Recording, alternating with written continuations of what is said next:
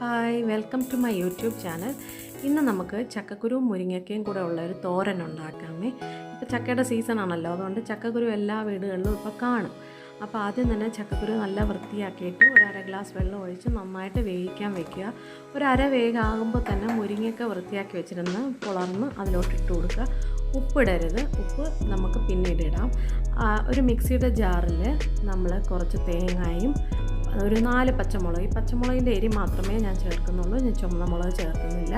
2 ഉള്ളിയും ചെറിയ ഉള്ളിയും ഒരു 3-4 വെളുത്തുള്ളിയും ഇച്ചിരി കറിവേപ്പിലയും കൂടെ ചേർത്ത് അതിൻ്റെ കൂടെ ഇച്ചിരി മഞ്ഞൾപ്പൊടിയും കൂടെ ചേർക്കണേ.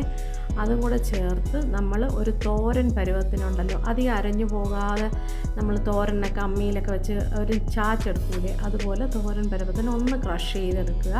അത് മാറ്റി വയ്ക്കുക. അപ്പോഴത്തേക്ക് ഇതൊരു 1/4 വേവായി കാണും. ഇത് വെന്ത് പോകുന്നതിന് മുമ്പേ തന്നെ ഒരു 1/4 വേഗമാകുമ്പോൾ തന്നെ ഉപ്പിട്ട് കൊടുക്കുക. ഉപ്പിട്ട് ഇളക്കി ഒന്നും കൂടെ അതിനെ ഒന്ന് വെക്കുക, അതായത് മൂടി ഒന്ന് വെക്കുക. മൂടി വയ്ക്കുമ്പോൾ വെച്ചാൽ ഉപ്പ് പിടിക്കണമല്ലോ, ഉപ്പ് പിടിക്കുന്നതിന് മുമ്പേ അരപ്പിട്ട് കൊടുത്താൽ അതിനൊരു ടേസ്റ്റ് കാണത്തില്ല. അപ്പോൾ നമ്മൾ ഇത് ഒന്നും കൂടെ മൂടി വെച്ചിട്ട് വെള്ളം വറ്റിച്ച് എടുക്കുക.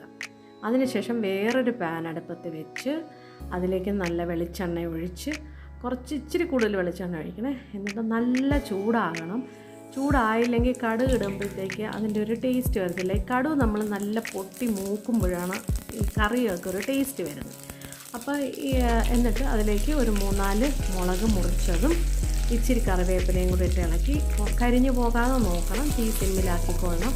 അതിനുശേഷം നമ്മൾ അരച്ച് വെച്ചിരിക്കുന്ന അരപ്പുണ്ടല്ലോ, അതായത് അരച്ചല്ല തോരൻ പരുവത്തിൽ ചാച്ചെടുത്ത അരപ്പ് അതിലേക്കിട്ട് ഒന്ന് ഇളക്കുക. അതായത് ഒത്തിരി മൂപ്പിക്കുകയൊന്നും വേണ്ട. ഇളക്കിയതിന് ശേഷം ഈ മുരിങ്ങക്കായും ചക്കക്കുരുവും കൂടെ അതിലേക്ക് ചേർക്കുക.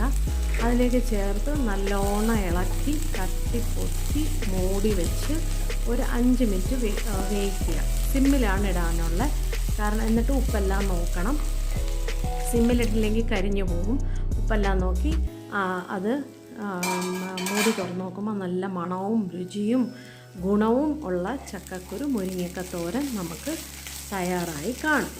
ഇത് നമുക്ക് ചോറിൻ്റെ കൂടെ ഒരു സാമ്പാറും ഉണ്ട്, ഒരു ഇഞ്ചിക്കറിയും ഉണ്ടെങ്കിൽ നല്ല ടേസ്റ്റായിട്ട് കഴിക്കാനും പറ്റും.